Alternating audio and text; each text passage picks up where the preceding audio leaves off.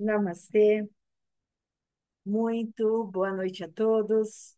Hoje, segunda-feira, nós nos encontramos para realizar a leitura do livro A Chave Mestra, esse livro escrito por Charles Haanel, que traz para nós uma visão para alcançar a vida extraordinária que você deseja. Então, toda segunda-feira eu trago aqui leituras para o despertar da consciência e para que nós todos alcancemos uma vida extraordinária. Eu recomendo a todos a leitura deste livro, adquirir essa obra. Eu vou deixar o link aqui no descritivo do vídeo e também deixo o link das minhas redes sociais para que você possa entrar e participar dos nossos encontros pelo Zoom, onde nós realizamos a leitura e depois fazemos o nosso compartilhar. Então, antes de nós iniciarmos a nossa leitura, eu vou pedir para todos fechar os olhos, inspirar profundamente e nos conectar com o nosso eu, com o nosso Deus, nosso divino que habita em nosso ser. Vamos inspirar profundamente, abrir as portas do nosso coração e adentrar neste espaço que é só nosso, que é secreto, e é onde habita o nosso divino, nosso Deus, nosso Antaryami, nosso eu, nossa centelha ou nome, que assim você desejar. Pode ser homem, mulher, pode ser da forma e imagem, como assim você desejar. Porque não importa para ele essa imagem ou ela, não importa a imagem, o que importa é a conexão, nos aproximando passo a passo, vamos sentindo a presença da presença, vamos vendo o nosso divino, eu gosto de chamá-lo de divino, eu te vejo, meu divino, eu estou aqui e peço que estejas comigo em todos os instantes da minha vida. Que se por algum acaso eu perder essa conexão que eu estou tendo contigo, que eu ouça o seu chamado, que eu sinta e que eu retorne até aqui, neste espaço que é só nosso, para me conectar contigo novamente. Pois quando eu estou contigo, eu sou muito mais sábio.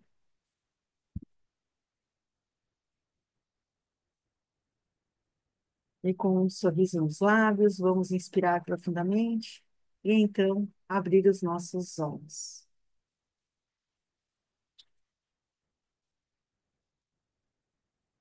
E assim, após nós nos conectarmos com o nosso divino,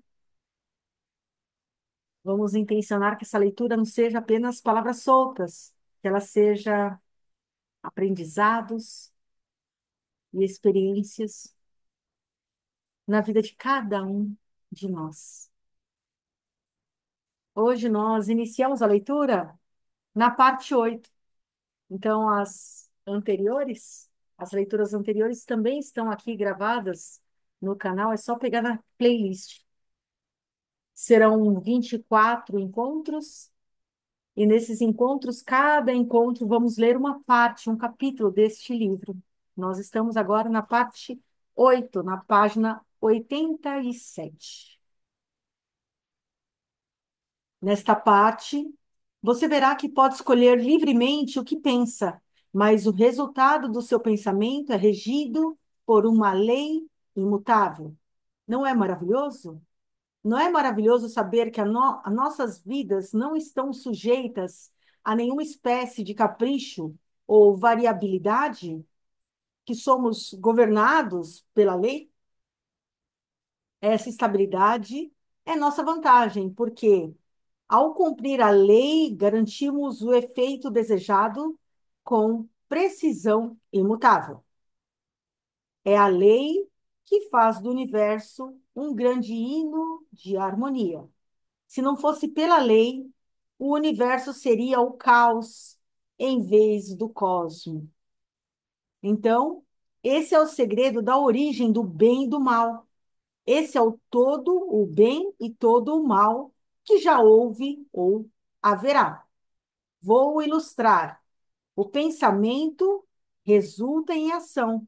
Se o seu pensamento for construtivo e harmonioso, o resultado será bom.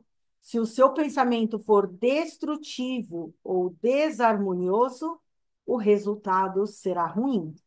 É bom a gente deixar grifado essa parte aqui, esse parágrafo, porque ele é bem importante para nós. Portanto, só existe uma lei, um princípio, uma causa, uma fonte de poder.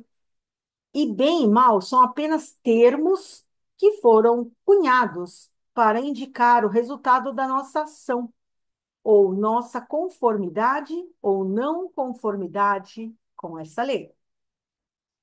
A importância disso é bem ilustrada nas vidas de Emerson e Carlyle.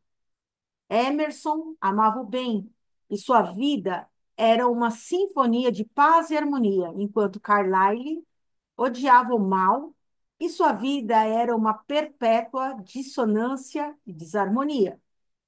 Temos aqui dois grandes homens, cada um disposto a alcançar o mesmo ideal, mas um fazendo uso do pensamento construtivo e, portanto, em harmonia com a lei natural, enquanto o outro, utilizando o pensamento destrutivo e, portanto, atraindo para si desarmonia de todo tipo e natureza. Assim, é evidente que não devemos odiar nada, nem mesmo o mal, porque o mal é destrutivo. E logo veremos que, quando temos pensamentos destrutivos, semeamos vento, o que levará à colheita de vendaval. Então, primeiro, o pensamento contém um princípio vital, porque é o princípio criativo do universo, e devido à sua natureza, atrairá outros pensamentos similares. Como o único propósito da vida é o crescimento, todos os princípios que servem de base para a existência devem contribuir para tal fim. Portanto, o pensamento assume a forma e a lei do crescimento acaba por fazê-lo se manifestar. Você pode escolher livremente o que pensa, mas o resultado do seu pensamento é regido por uma lei imutável. Toda linha de pensamento constante não pode deixar de produzir seu resultado no caráter, na saúde e nas circunstâncias do indivíduo. Por isso, os métodos que nos permitem substituir hábitos de pensamentos que sabemos só gerarem efeitos indesejáveis por aqueles de pensamentos construtivos são de suma importância. Quarto, todos nós sabemos que isso não é fácil. Hábitos mentais são difíceis de controlar, mas isso pode ser feito, começando a substituir pensamentos destrutivos por pensamentos construtivos. Crie o hábito de analisar cada pensamento. Se ele for necessário, se sua manifestação no objetivo for benéfica, não apenas para você, mas para todos que serão afetados de algum modo por ele, mantenha esse pensamento. Aprecie esse pensamento. Ele é valioso, ele está em sintonia com o infinito. Ele crescerá e se desenvolverá e gerará frutos centenas de vezes. Por outro lado, é bom ter em mente esta citação de George Matthew Adams.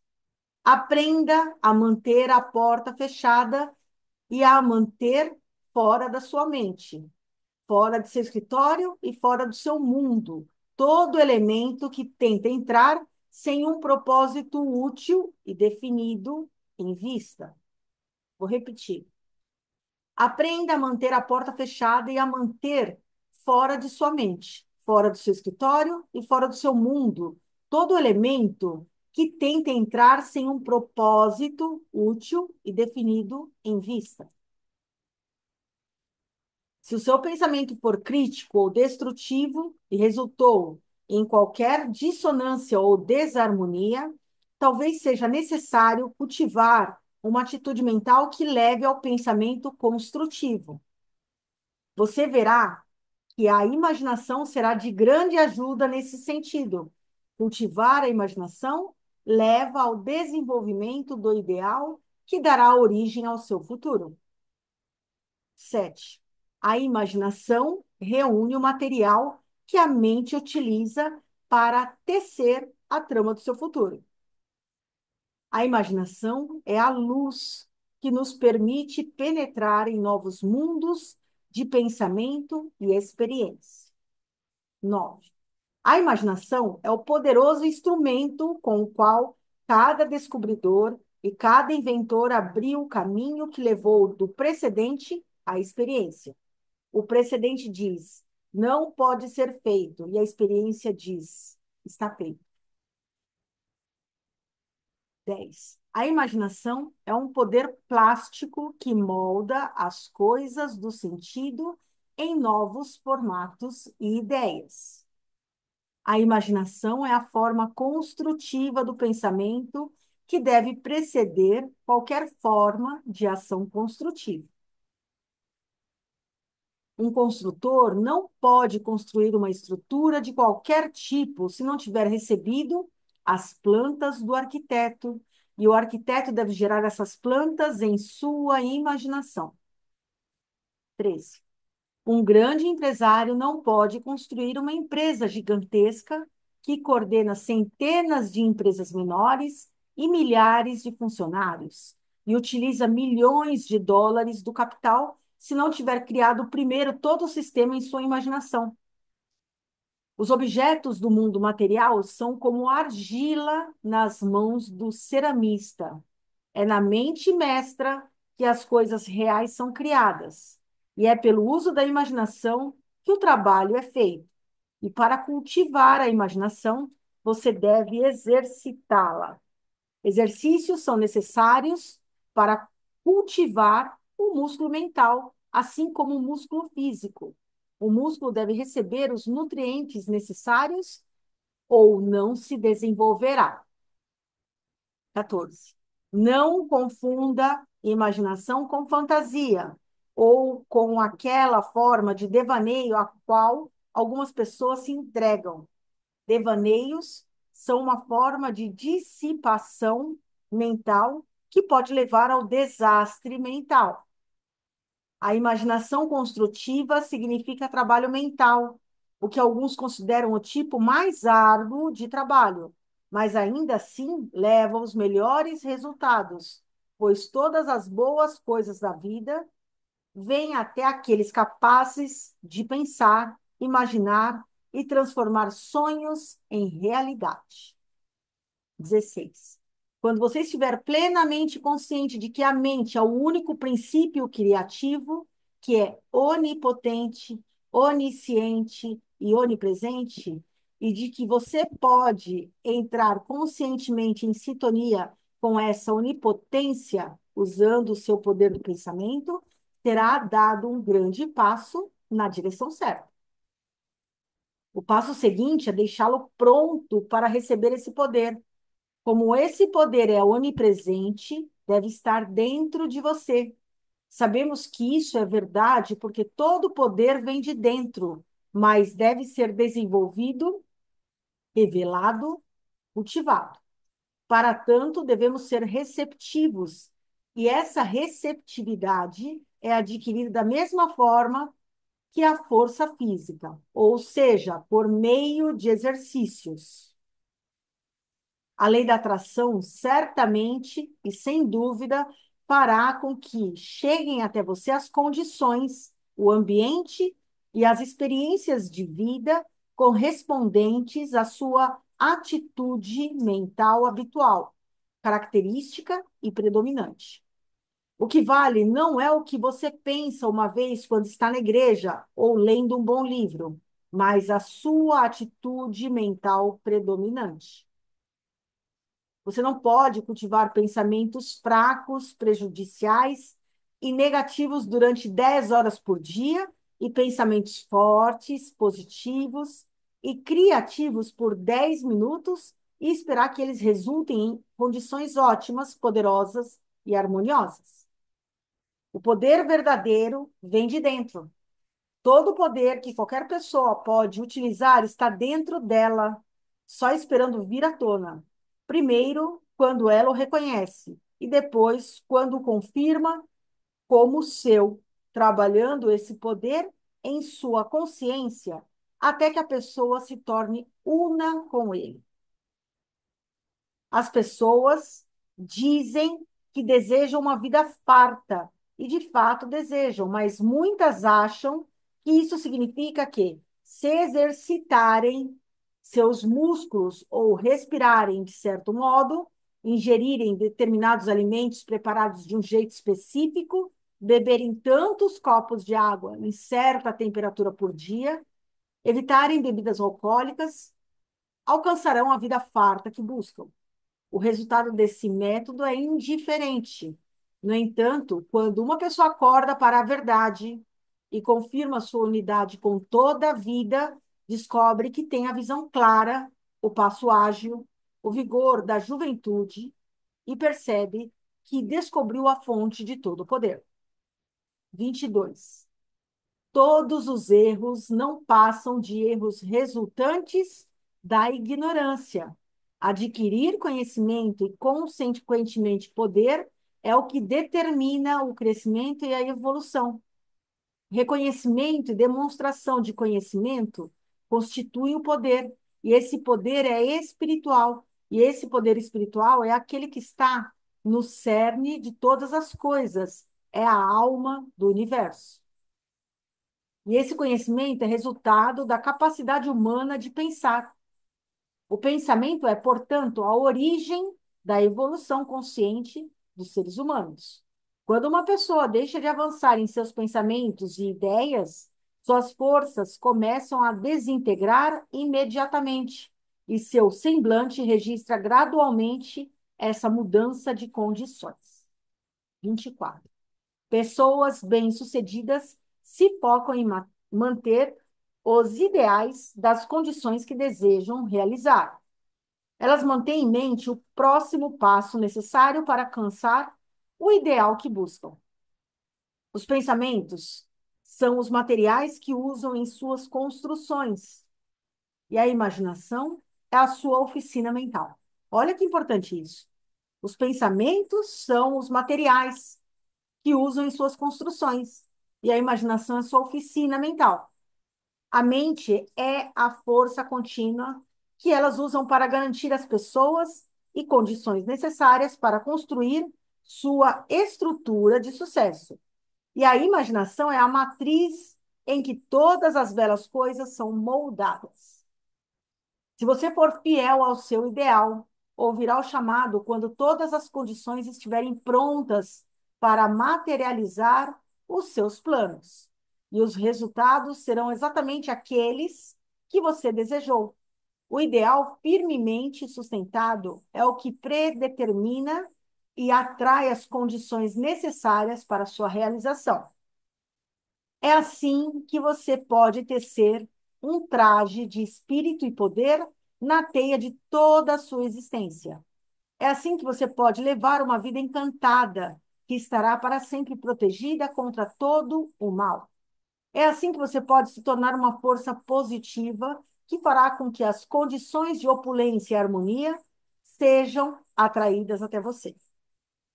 Essa é a influência que permeia gradualmente a consciência geral e é, em grande parte, responsável pelas condições de inquietação evidentes em todo lugar. Na parte anterior, você criou uma imagem mental e a trouxe do invisível para o visível. Essa semana, quero que você pegue um objeto e regresse até a origem dele Veja do que ele realmente é feito. Se fizer isso, desenvolverá imaginação, percepção, compreensão e sagacidade. Você adquire essas capacidades não apenas pela observação superficial, mas por meio de uma observação analítica, aguçada, que revela o que está sob a superfície. Poucos sabem que o que vem são os efeitos e entendem as causas que geram esses efeitos. Sente-se em sua posição habitual e visualize um navio de guerra. Veja o monstro nefasto flutuando na superfície da água. Parece não haver vida ali perto. Tudo é silêncio. Você sabe que a maior parte do navio está sob a água, fora de vista. Você sabe que o navio é tão grande e pesado quanto um arranha-céu de 20 andares. Você sabe que há centenas de homens prontos para realizar imediatamente suas tarefas designadas e que cada área é comandada por oficiais capazes, treinados e qualificados que se mostraram competentes para controlar essa extraordinária máquina. Você sabe que, embora o navio pareça alheio a tudo, tem olhos que enxergam tudo que se passa em quilômetros à sua volta e que nada escapa do seu olhar vigilante. Sabe também que, embora ele pareça calmo, submisso e inocente, está preparado para lançar um projétil de aço de milhares de quilos contra um inimigo que se encontre a quilômetros de distância. Você pode trazer isso e muito mais à sua mente sem qualquer esforço. Mas como o navio chegou até onde está? Como foi criado? Você precisa saber tudo isso se for um observador atento. Siga as grandes placas de aço na fundição. Veja os milhares de homens que trabalham em sua fabricação. Retroceda ainda mais e veja o minério sendo retirado da mina. Veja quando ele é carregado em barcaças ou automóveis. Veja o minério sendo derretido e devidamente processado. Retroceda mais e veja os engenheiros que projetaram o navio. Deixe que seu pensamento o leve ainda mais longe para determinar por que eles projetaram o navio. Você verá que já retrocedeu tanto que o navio é algo intangível, mas não existe mais. E agora não passa de um pensamento no cérebro do projetista. Mas de onde veio a ordem de projetar o navio? Provavelmente do secretário de Defesa. Mas é possível que esse navio já era planejado antes que se pensasse em guerra e antes que o Congresso aprovasse uma lei destinando recursos para tal projeto. Possivelmente, houve oposição e discursos contra ou a favor da lei. Quem os congressistas representam? Eles representam você e eu. Então, nossa linha de pensamento começa com o navio de guerra e termina conosco. E, em última análise, vemos que o nosso próprio pensamento é responsável por essa e muitas outras coisas, nas quais raramente pensamos, e um pouco de reflexão nos levará ao fato mais importante de todos. Se alguém não tivesse descoberto a lei que permite a essa enorme massa de aço flutuar na superfície da água, em vez de afundar imediatamente, o navio jamais existiria. Essa lei diz que a gravidade específica de qualquer substância é o peso de qualquer volume dessa substância comparada com igual volume de água. A descoberta dessa lei revolucionou todo tipo de viagem, comércio e guerra no mar e tornou possível a existência de navios de guerra, porta-aviões e navios de cruzeiro. Você achará exercícios desse tipo inestimáveis. Quando o pensamento é treinado para enxergar o que está sob a superfície, tudo ganha novo aspecto. O insignificante passa a ser significativo. O desinteressante passa a despertar interesse. As coisas que achávamos que não tinham importância passam a ser vistas como as únicas coisas realmente cruciais na existência. E assim, nós encerramos a parte 8 do livro A Chave Mestra, de Charles Haanel. Então, agora nós vamos para o nosso compartilhar e encerramos aqui a nossa leitura. Para quem quiser acompanhar as nossas leituras, vou deixar o link aqui das redes sociais para que você possa pegar o link e participar gratuitamente, toda segunda-feira, às 19h30. E também vou deixar o link para adquirir essa obra maravilhosa. Então, gratidão a todos e até a próxima segunda-feira.